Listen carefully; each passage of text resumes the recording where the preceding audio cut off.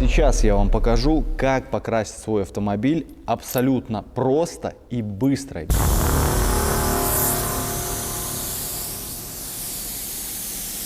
Что нужно снимать для того, чтобы это сделать быстро, что снимать не обязательно.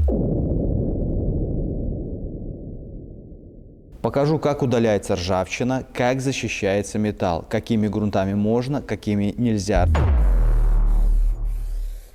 Разберемся, для чего кислотник, разберемся, для чего эпоксидник. Как это все замотовать последовательно, чтобы не делать лишних телодвижений. Как это все грунтуется и, соответственно, красится.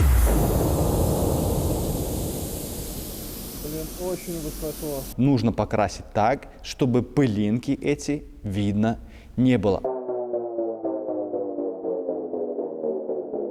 Обо всем по порядку. Погнали!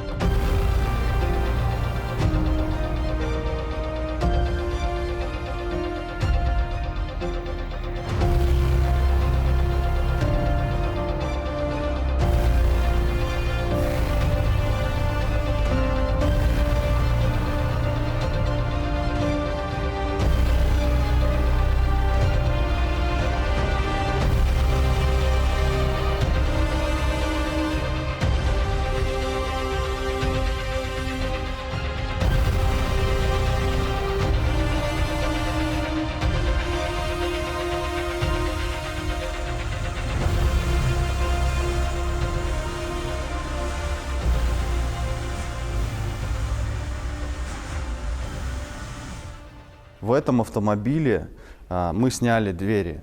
Хотя, казалось бы, проемы прокрашивать полностью мы не будем, потому как здесь вот эти резинки, тут потолок, тут очень много геморроя, тут все это в каком-то в каком-то пушечном сале.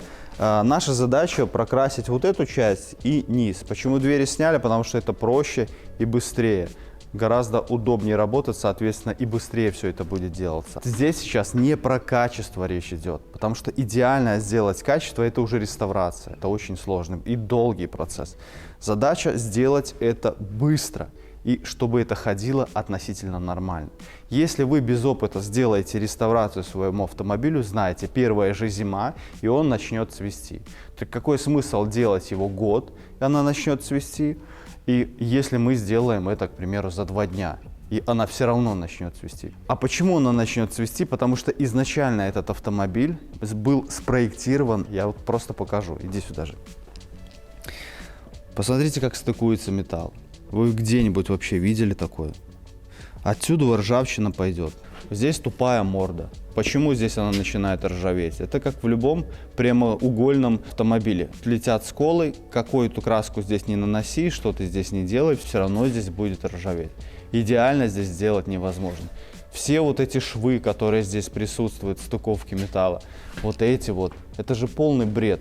Как оно здесь будет жить? Никак. Вот это вот было спроектировано как? Кем? Вот здесь это всегда будет гнить. Потому что здесь сюда сбоку заходит вода, стоит там соль. Для того, чтобы снять ручки, их нужно новые купить, скорее всего, потому что нужно ломать болты. Аккуратно заклеим, по возможности потом это все аккуратно очистим. Автомобиль не идеально ровный. Вот эти вот плавуны какие-то устранять тоже нет никакого смысла, это все будет очень долго. Этот «Жигуль» обладает преимуществом большим. Он бежевого цвета. На бежевом цвете, как и на всех светлых цветах, также и на белом, не видно вот этих вот неровностей. Несмотря на то, что автомобиль будет открашенный, у него будет хороший глянец. Если бы автомобиль был черный, вот тогда нужно было этим поводом заморачиваться. Или бы там темно-синий. Следующий этап – это оклейка автомобиля. Важный момент. Сейчас мы его оклеиваем и делаем мы это 1 раз. Если мы будем это делать несколько раз, это все будет долго, сложно.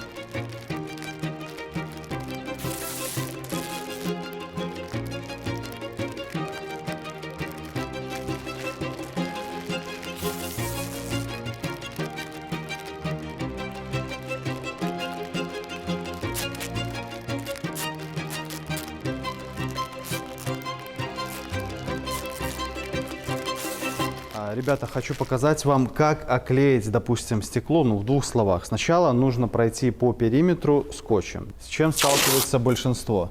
Когда клеят скотч, начинается вот это вот гнет, он ее туда натягивает. В чем проблема? Когда ты начинаешь натягивать скотч в натяжении, потом через какое-то время он где-то может отойти, отклеиться. Проще всего вот берешь, проходишь по прямой. Главное, чтобы не было лишних напряжений. И здесь по прямой. Вот так. Хоп. Взял остренькое лезвие, прорезал как тебе надо форму. Только не по краске режем, а режем в зазор между резинкой и кузовом. 1, 2. Все. Видите? Напряжения здесь нет никакого. Никогда здесь ничего не отойдет. Особенно если вы где-то еще на солнце работаете. Вот это будет вообще проблема. Клей разогревается, и она... Вот и все. Значит, что я сейчас делаю? Просто прохожу все по периметру скотчем, а дальше одеваем либо бумагу, либо клеенку.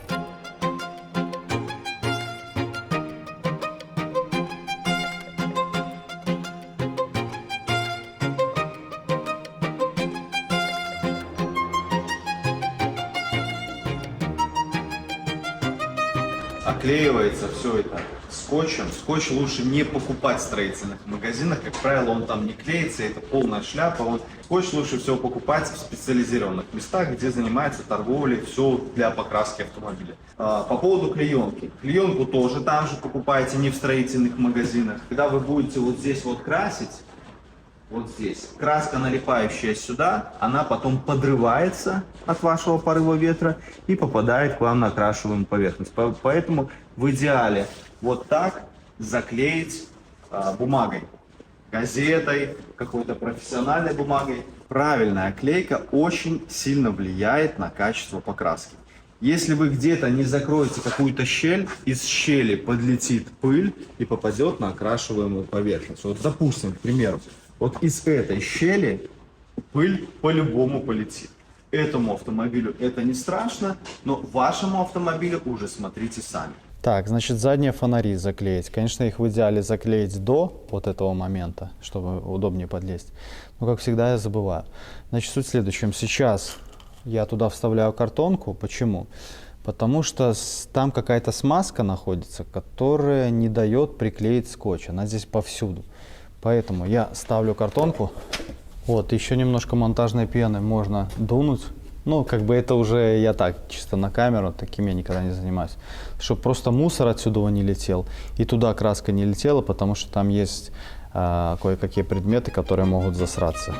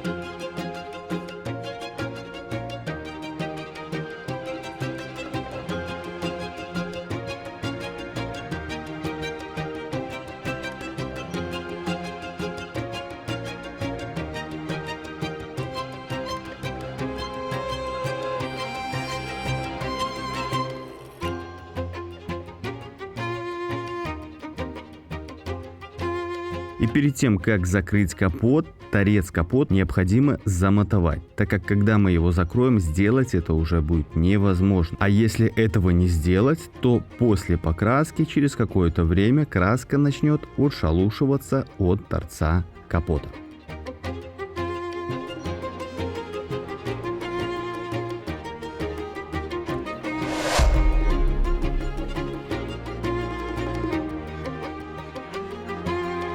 А заклеили капот мы специально таким образом, чтобы краска не попадала в моторный отсек и пыль с моторного отсека не попадала на окрашиваемую поверхность.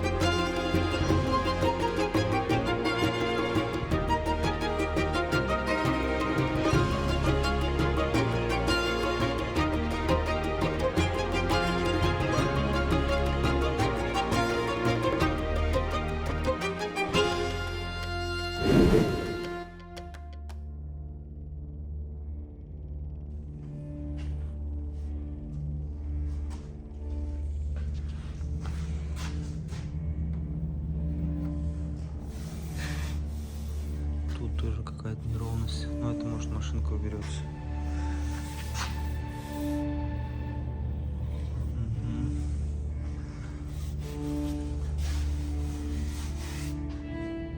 Вот тут вот тоже же пометь, перетянуть это надо будет.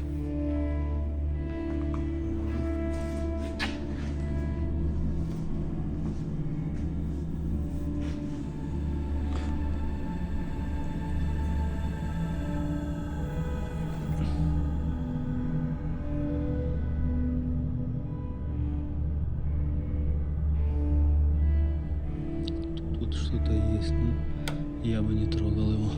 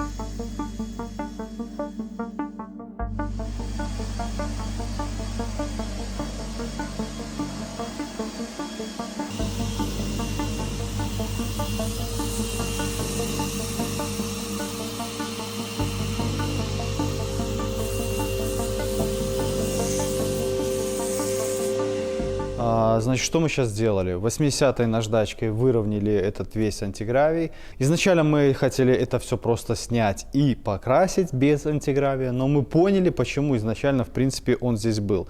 Он здесь был только потому, что все низа дверей, они абсолютно кривые. Нет никакого смысла нам сейчас полностью его убирать, он убирается достаточно сложно. Мы просто раскрываем там, где есть ржавчина, ржавчину удаляем и поверху наносим нормальный антигравий, аккуратный, чтобы это красиво все смотрелось. Значит, выравниваем мы это 80-й наждачкой. Антигравий потом 80-ку перекроет вообще без проблем.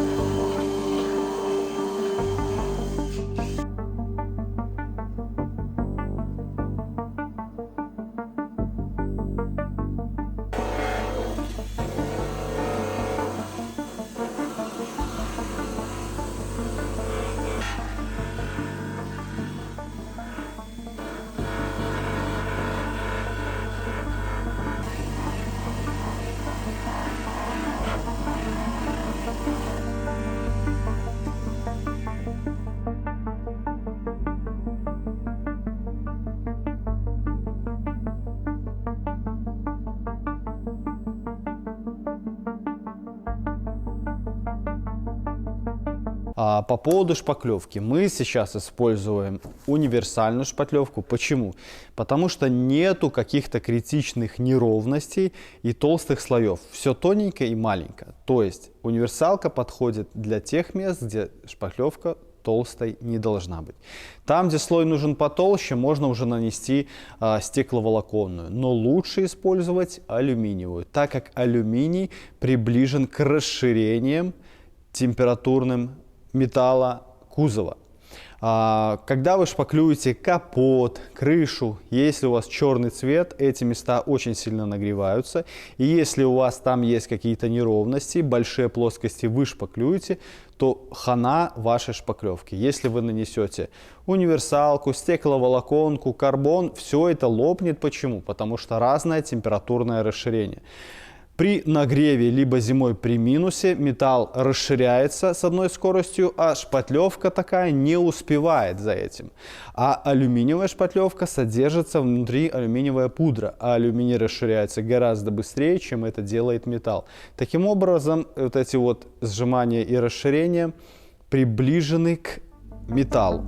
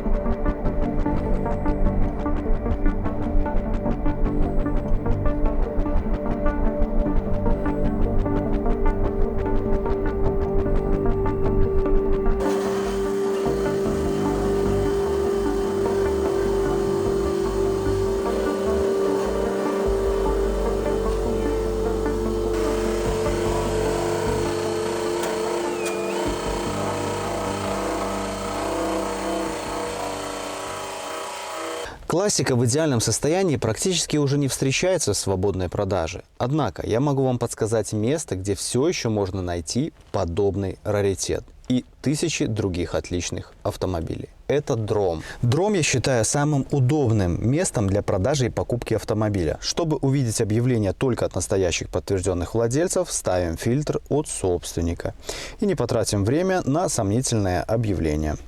Итак, значит, сортировка по самым дорогим. Все от собственника, все тачки. Смотрите, 600 тысяч какой экземпляр продают, а? Просто как будто он с конвейера только что сошел. Да, состояние топовое. О, вот это вот вариант. Смотри, какой сочный. 355. Молодежный. Еще не удивлюсь, может, пневма здесь какая будет. Десяндры что только стоит. А если желанного результата вдруг не оказалось, вам достаточно нажать кнопку «Подписаться», и Дром уведомит вас, когда ваш автомобиль мечты появится. Хоть и фотографии очень часто выглядят заманчиво, советую подстраховаться, взять отчет, чтобы быть на 100% уверенным в покупке. Ссылку на скачивание Дрома оставлю в закрепленном комментарии, чтобы вы себе тоже спокойно и с удовольствием могли выбрать желанный автомобиль. За авто иди на Дром.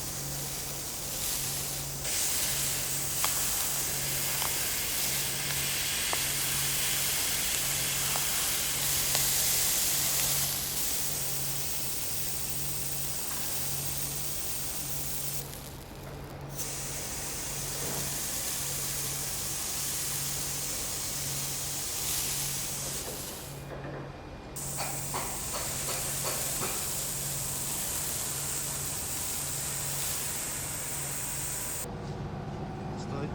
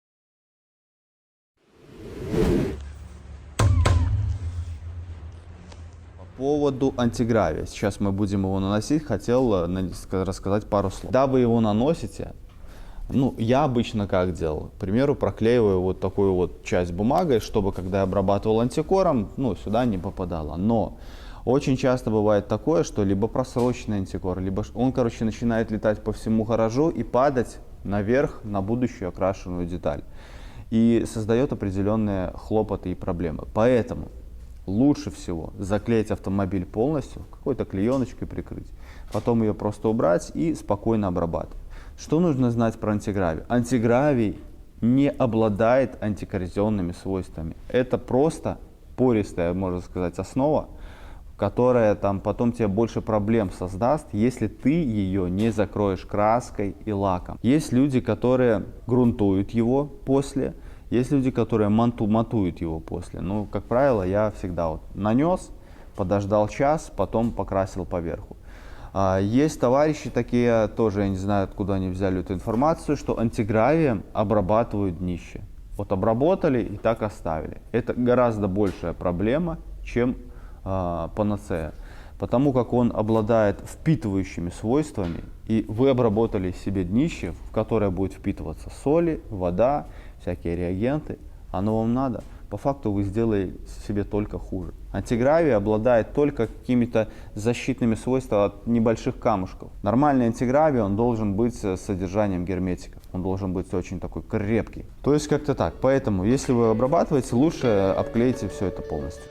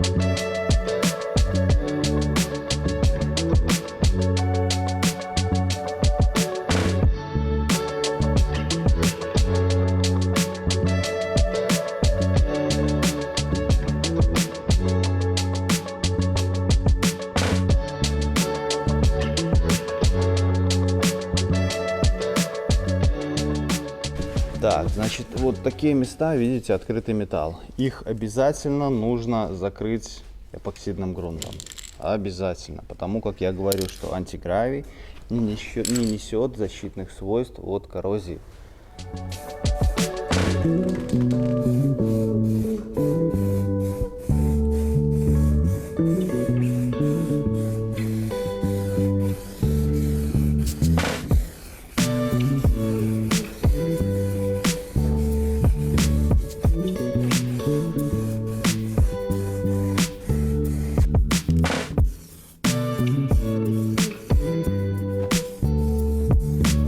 Шпатлевку, кстати, тоже нужно закрыть.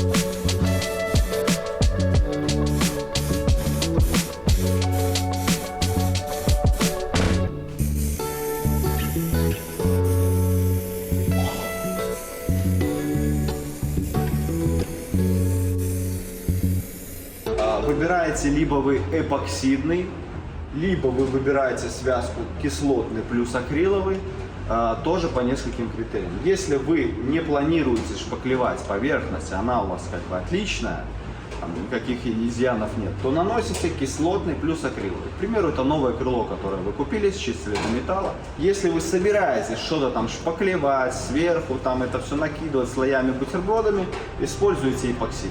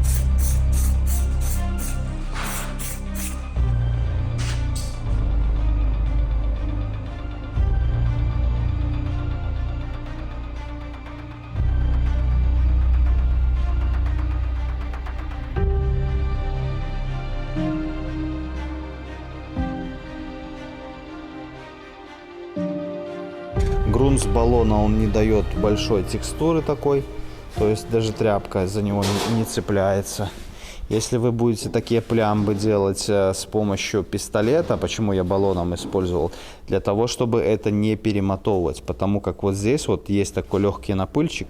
Если вы будете делать это пистолетом, то вот здесь вот будет очень шершавая поверхность. И когда вы покрасите по этой шершавой поверхности, со временем все лакрасочные материалы, они просаживаются, и у вас здесь вот будет такое оконтуривание.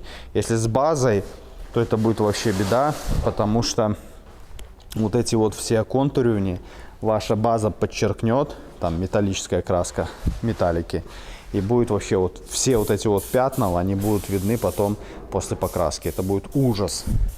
Все, сейчас я пыльку эту подорвал, подобрал. Потом все это обезжирил и полетели. То многие заблуждаются в том, что можно использовать растворители для обезжиривания. Так вот, обезжиривать растворителями категорически нельзя. Используйте лучше там Нефраз C2, используйте универсальные антисиликоны, как бы будет все нормально.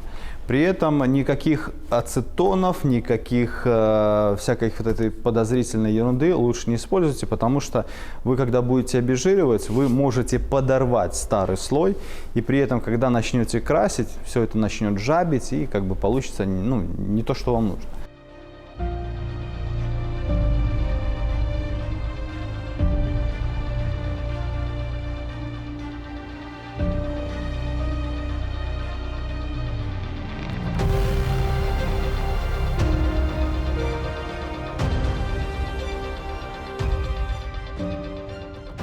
поводу покраски этого автомобиля и выбора краски, какой связкой красить. Либо только акриловой краской, это гораздо дешевле и проще, либо нужно покупать базу цвета, к примеру, там какого-то другого металлического, там, либо еще какого-то, и лак.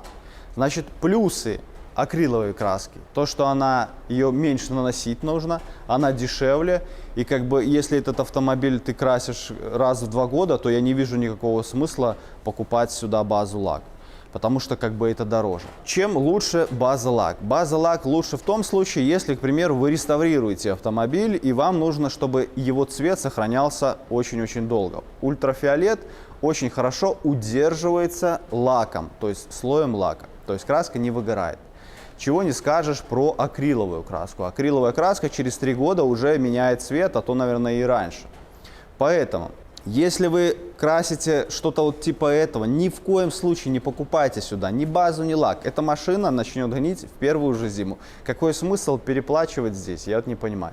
И не занимайтесь этой ерундой. Вы нанесли акриловую краску, потом наверх вы наносите лак. Зачем? Это нарушение технологий, будет какое-то вскипание, пузыриться там, это не нужно. Если вы действительно уже хотите нанести сверху лак, просто купите базу. База этого же бежевого цвета, она есть. Это то же самое. И все будет у вас по технологии. Господа, по поводу разбавления материала. Все элементарно просто. На каждой банке пишется пропорция. Тут написано 2 к 1. Что это значит?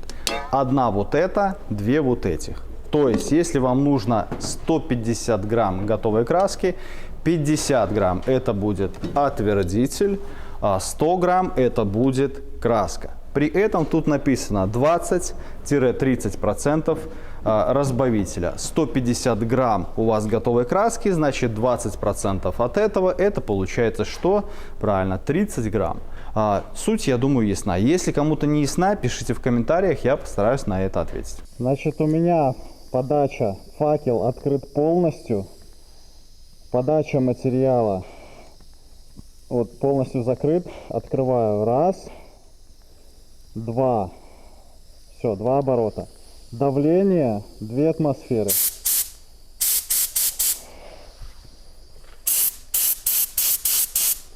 Все, первый слой с акрилом, это прям очень важно. Он должен быть припыльный.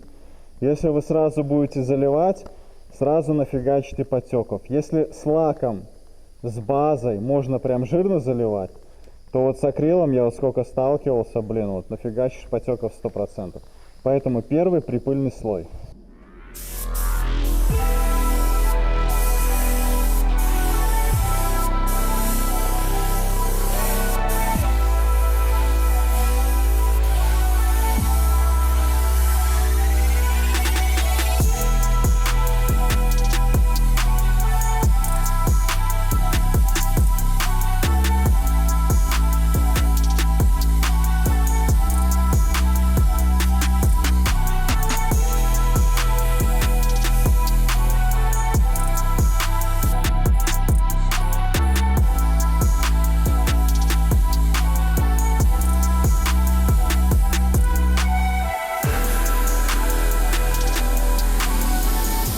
Очень высоко.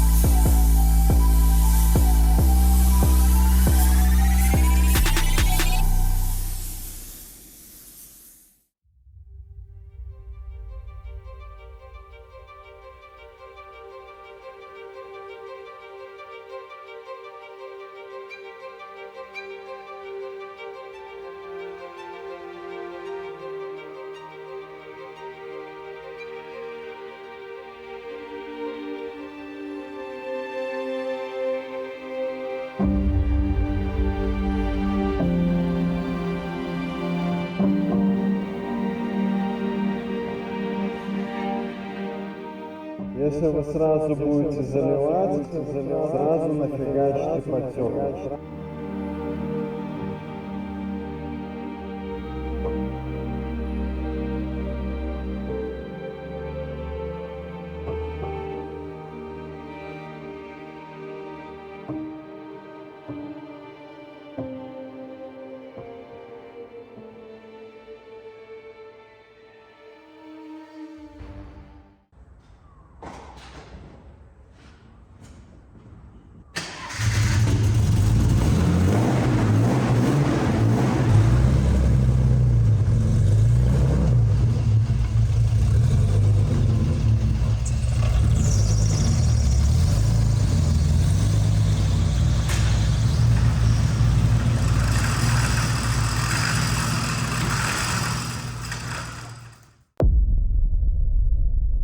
Значит, рекомендация по поводу расклейки. Расклеится, особенно вот такие вот, как резинки. То есть, когда скотч прилегает прям к окрашиваемой детали, лучше расклеиться сразу. То есть, прошел, к примеру, там 30 минут, час, то есть краска уже не берется, но она еще мягкая. В этот момент лучше расклеиться. Придешь расклеиваться на следующий день, будешь отрывать скотч вместе с краской.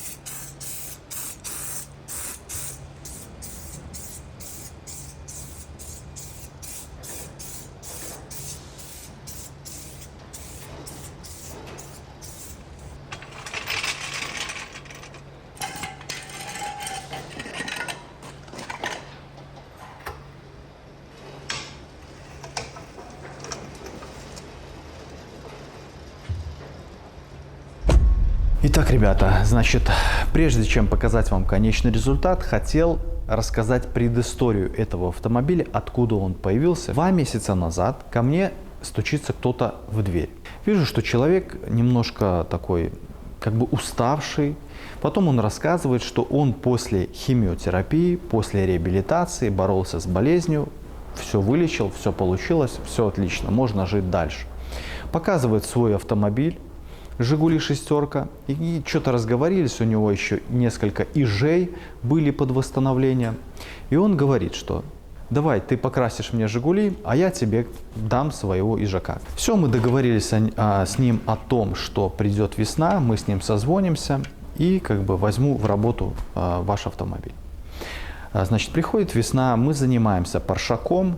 Когда Сергей Александрович поднял трубку, я не понял, то ли плохая связь, то ли он говорит очень тихо, еле дышит, что он говорит. Очень сильно заболел, но не отказываюсь от покраски, приедь ко мне, все обсудим.